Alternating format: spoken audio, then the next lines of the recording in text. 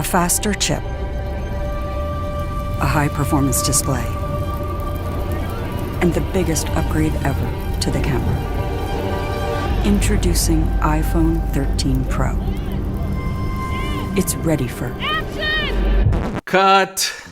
Don't you just love Apple's introduction videos? I know I do. It's thanks to one of them that I bought my first MacBook Pro in 2008, and I'm sure it's probably one of the main reasons many of you do the same. The thing is, the iPhone 13 Pro was a pretty complicated launch because it took quite a few software updates for a lot of these features to actually reach your phone. ProRes took a month, you couldn't switch the macro mode off until December, and the same happened with all of the iCloud improvements. Point is, it's become a common practice for this phone to ship incomplete, and even if you'll hear a lot of new stuff at WWDC, all these improvements won't really reach your phone officially until the fall. I guess the biggest question is if it's really worth it for anyone to pay extra to go Pro, and after 9 months of using one, I think I have a pretty good idea. I'm Jaime Rivera with Pocketnow, and this is our extensive review of the iPhone 13 Pro after 9 months.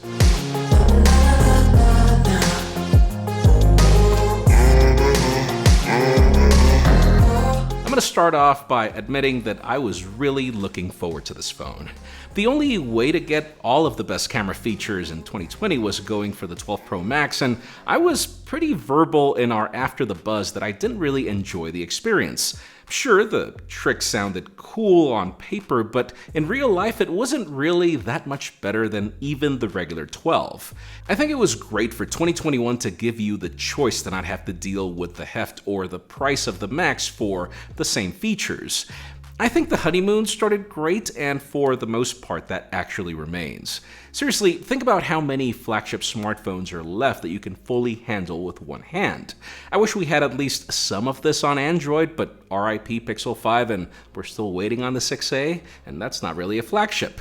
I've always been a two-phone kind of guy, so while the Z Fold 3 is serving my large screen needs better than any phone, the iPhone has always been the communicator my BlackBerry used to be, so easy handling is essential. I love the look and the feel when it's bare. I think this matte finish in Sierra Blue is just too elegant to cover up, but even when I dress it up with either a combination of a leather case and one of the mauve wallet stands, or just the latter, I love that it's so small that it won't add bulk.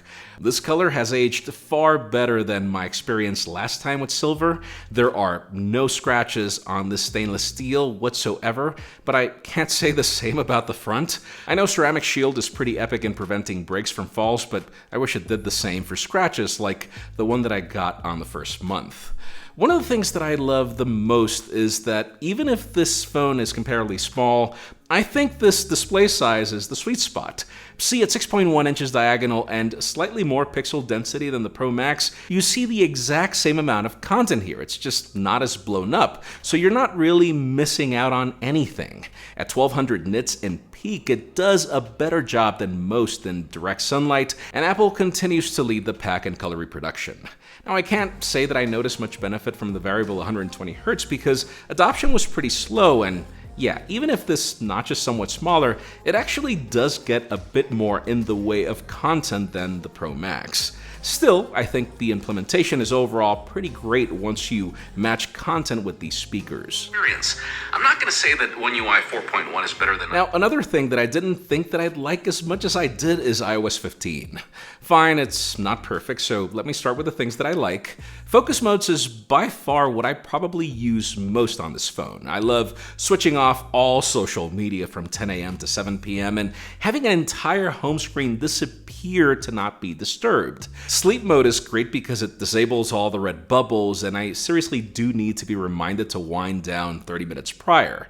I think the new notifications are far better visually, and I love how easy it is to mute the ones you don't want. I think it's helped me a lot in taking control of my screen time and not falling victim to all the social media app tactics to keep you locked in. Even if Apple was pretty late to live text as well, I also feel the implementation was pretty great. I'll also admit that I even get freaked out over how cool spatial audio can be, which is only proof that Apple continues to be the king of ecosystems and how well its products interact with each other. And listen, let me rephrase, it's not that there are things that I don't like, but there are features that were launched that I didn't care about. I know all the FaceTime enhancements for SharePlay were considered because of the pandemic, but then they launched too late. And listen, I also did not create a single memoji because meh. And then if I'm honest, I will never pick Apple Maps over Google Maps, no matter how 3D it gets. The Face ID with a mask also arrived too little too late, and it's not that great. You have to open your eyes wide open for it to work, and a lot of the iCloud Plus features promised took a while to launch, and some are still in beta.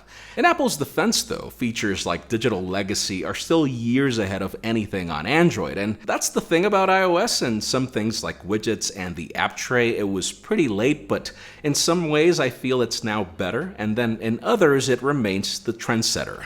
And sure, it's not the only thing I'm mixed about. While I do feel endurance on this phone is miles better than it was last year, it's still not as amazing as the Pro Max for obvious reasons, so I get why some of you prefer the larger phone. Battery health is still at 99%, has aged far better than the 12 variants, but a full day of data or phone calls will leave you in fumes before the day ends, as opposed to going beyond while using Wi-Fi.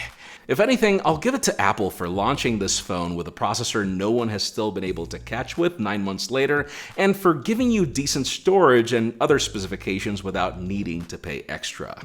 That said, the reason I say needing is because if you did want to take advantage of some of the pro features these cameras are all about, you had to go 256 gigs or more like I did. In typical Apple fashion, this set of cameras is the reason why you go pro, with this year being probably the most dramatic boost in specifications all around. Obviously, what you care about most is results, and that's where I'm actually a bit mixed as well. On the positive front, the main reason I always carry an iPhone is because they're the perfect B camera for video. Not sure what it is about the codec, but its quality matched with in-body stabilization makes this video good enough for shots where you don't want to deal with the complications of a regular mirrorless camera.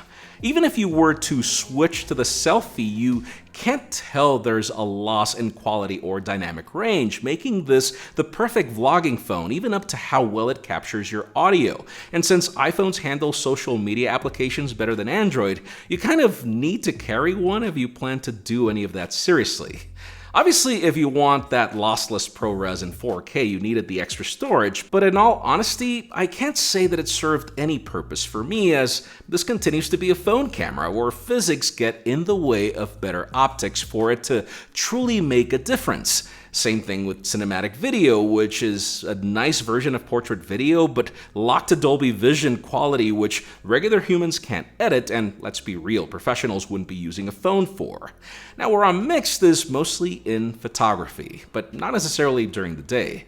At first, I was bothered by the macro switch forcing its way into making you lose the dramatic bokeh you want in close-ups, but that got fixed. And seriously, these optional macros are pretty awesome, and the added optics of this ultra-wide now contribute to far better quality when you're trying to get more in the shot, with the added character that the other lenses don't necessarily provide in all scenarios.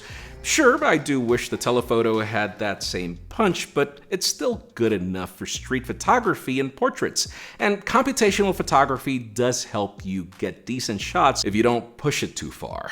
I also love to drift to using these photo modes, with rich contrast being my favorite, mainly because it gives you those pixel results on an iPhone only when you want them.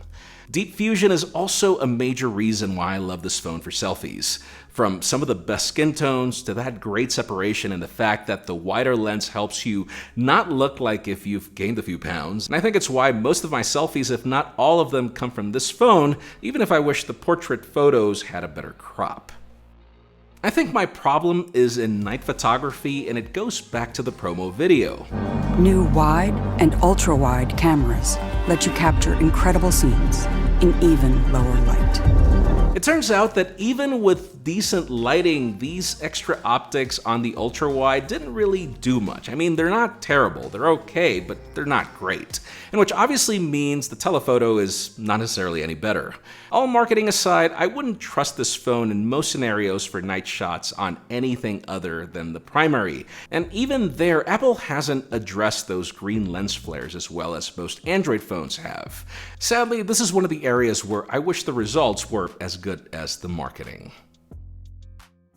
To conclude, what can I say? I think the iPhone 13 Pro has been great for me, but not necessarily for the reasons that make it Pro. I mean, I love the handling and the feel, but that means the iPhone 13 would do a better job as the aluminum on that one is even lighter.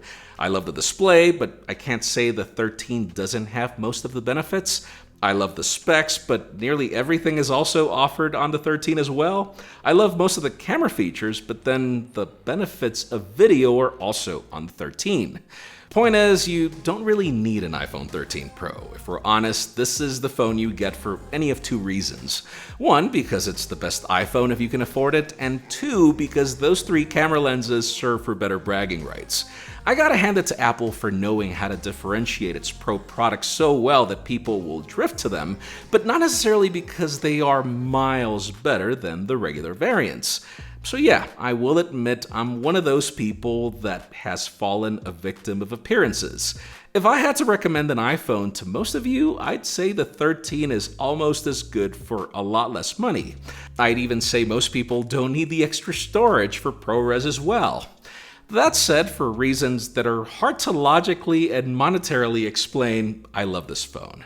I do think that it's the first time I have zero regrets over my choice for an iPhone. I'd say it has easily replaced the iPhone 4S as my favorite iPhone ever, even if it took Apple 3 iterations to get these Pros right.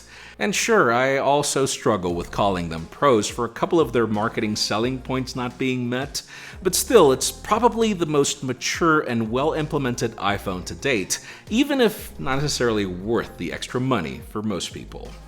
Now, let us know if you agree with my opinion in the comments down below, and while you're at it, follow us on social media and subscribe to our channel for more videos like this one. You can also follow me on my personal handles to see me admit the truth, even if it really makes me look funny. Please give this video a thumbs up if you like what you saw. I'm Jaime Rivera. Thanks so much for watching. We'll see you on the next one.